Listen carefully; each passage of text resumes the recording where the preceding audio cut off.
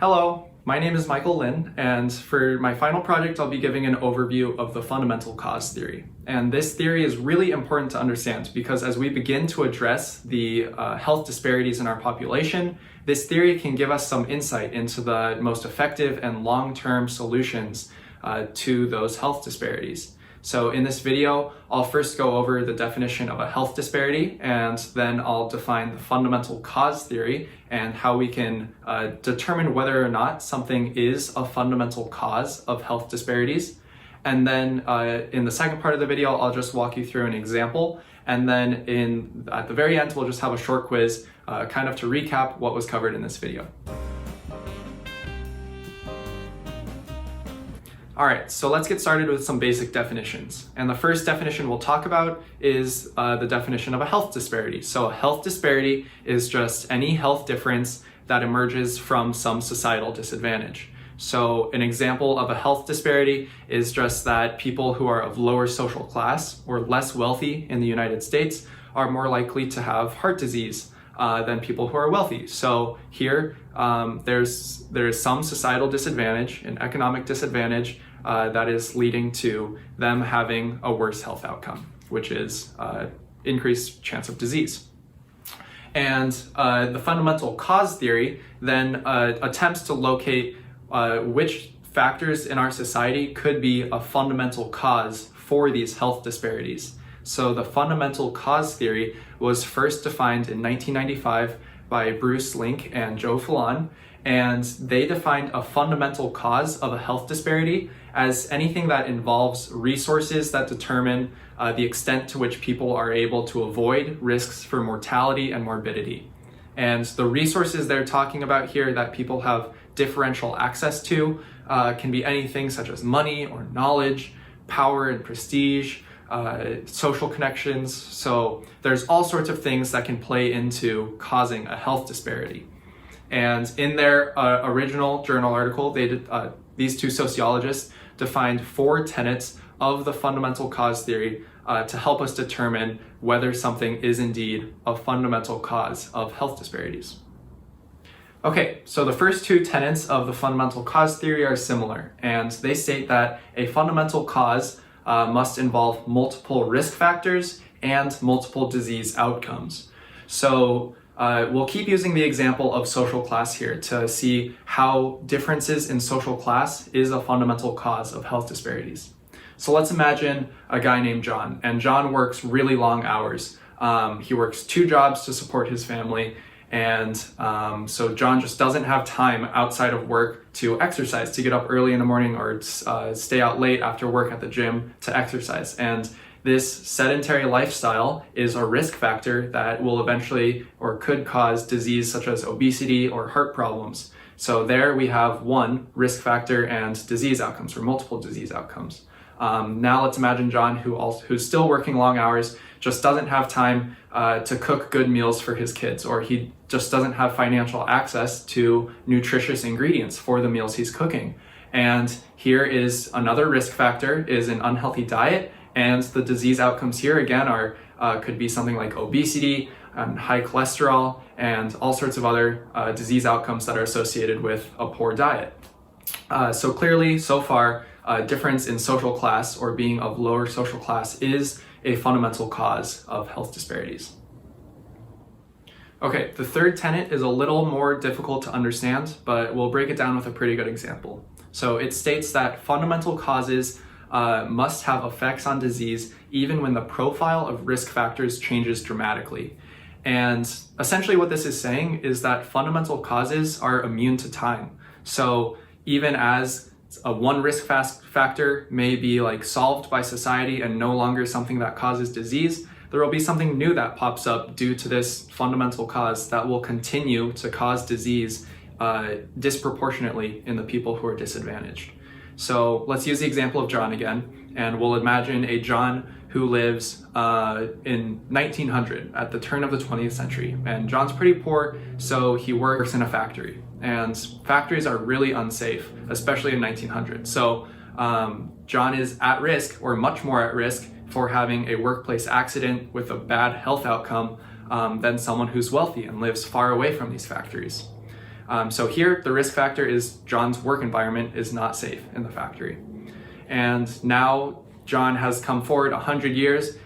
He's still poor and living in the United States, but he doesn't have an unsafe factory job anymore. He still works in a factory, but it's not unsafe thanks to the hundreds or thousands of regulations passed in the last 100 years that make factories safer.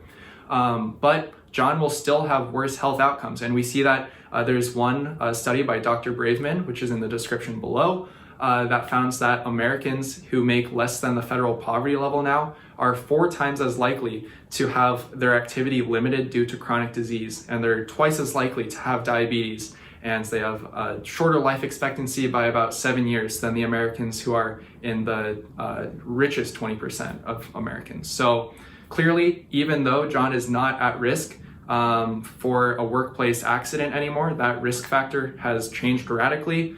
John still suffers from worse health outcomes today.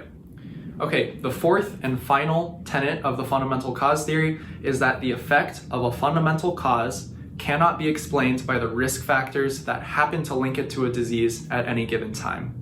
And again, it's really fancy language, but let's break this down. So the effect of a fundamental cause is that it's causing health disparities. So what this tenet is saying is that health disparities cannot be explained by the risk factors that happen to link it to a disease at a given time. So let's imagine John in 1900 working in his factory that's just really dangerous. Here, the risk factors that are linking it to disease are that he works in an unsafe environment. And this tenet of the fundamental cause theory is telling us that we can't understand the full scope of this health disparity where John is poor, so this is a fundamental cause for disease, just by this one case of one risk factor causing like one poor health outcome.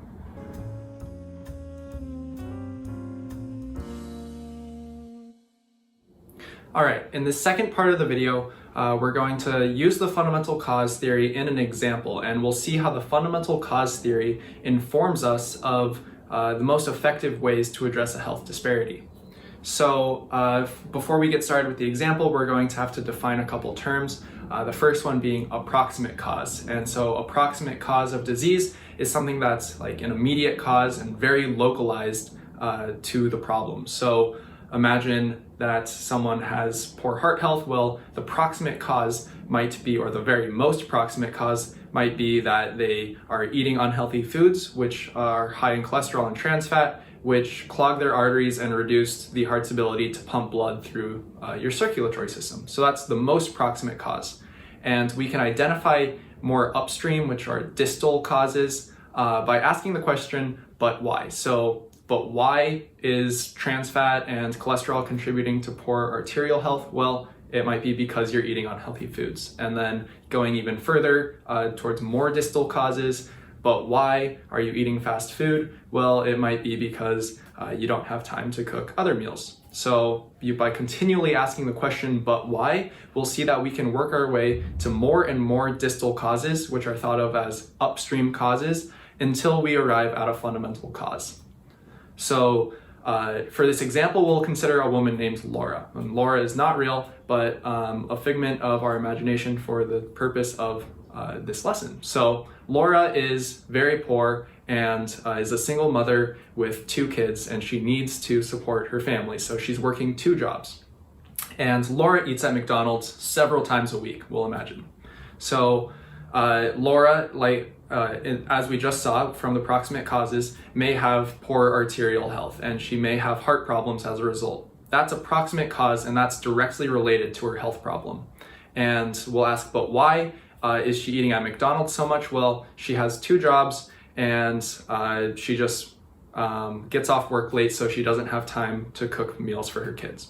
And we'll ask, but why is she working 2 jobs? Well, she doesn't earn very much money at her jobs. Maybe she earns minimum wage or very close to it. And because she's earning so little money, she just needs 2 jobs to make enough money to support her kids. And again, we'll ask, but why is she not making enough money here? And we'll say, well, suppose that Laura just didn't have a college education, so she couldn't get a job that paid more than minimum wage. And we'll ask, but why couldn't she go to college? And we'll say that Laura's parents were just too poor to afford college, and maybe Laura just didn't have the ability to apply for loans for college. So she had to settle for a low-paying job out of high school. So we'll ask, but why couldn't she go to college, or why couldn't her parents afford college? And the only answer there is that her parents just weren't wealthy. And so it seems we've arrived at a fundamental cause for Laura's health problems, which are that her family just is not wealthy, and it's her lower socioeconomic status that is directly affecting her health later. And so by identifying the proximate cause and asking the question, but why, we were able to work our way all the way up to the most distal, known as the ultimate cause of her health problems. And so now we'll see that if we try to address the most proximate causes, we won't be very successful in improving her health. So imagine that a new law is passed that bans McDonald's. That is directly addressing one of the most proximate causes, because now she just can't eat McDonald's anymore. But Laura still doesn't have time after work, and she still needs a fast meal, so she goes to Burger King instead. Now we feel like maybe we've done something good, but really we haven't improved her health at all. So now imagine a law that is passed that improves or that addresses a little more upstream cause, a little more distal cause. Maybe it limits the amount of unhealthy ingredients that fast food restaurants can use in their meals. Now Laura is still getting off work late, but the meals she's eating will be a little healthier, and therefore she should have healthier heart health, and that's a good thing. Except since we know this is a fundamental cause, it's going to continue to manifest itself through different risk factors causing different diseases, other than just the fact that Laura had unhealthy arterial health because of fast food. So here we're still not addressing the fundamental cause. We've only managed to address a rather proximate one risk factor cause. So finally, we'll consider a new law is passed that increases the minimum wage substantially. And now Laura only needs to work one job to support her family. And she has time after her one job shift ends to cook a nutritious meal for her family. And she doesn't need to rely on fast food anymore.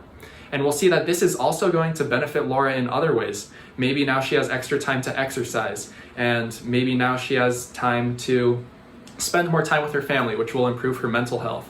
And by addressing a very, very distal cause, we've managed to give Laura better health outcomes by addressing multiple risk factors and multiple potential disease outcomes. So the moral of this example is that the laws that address further distal or more upstream causes are often more beneficial in the long run because they're closer to the fundamental cause. So from this, we should take away that while laws that are maybe making McDonald's foods healthier or just improving our day-to-day lives are useful, the laws that are the most beneficial in the long run for removing barriers to equity are the laws that address distal elements, which will attempt to address a fundamental cause. And those will hopefully remove all potential health disparities from that fundamental cause.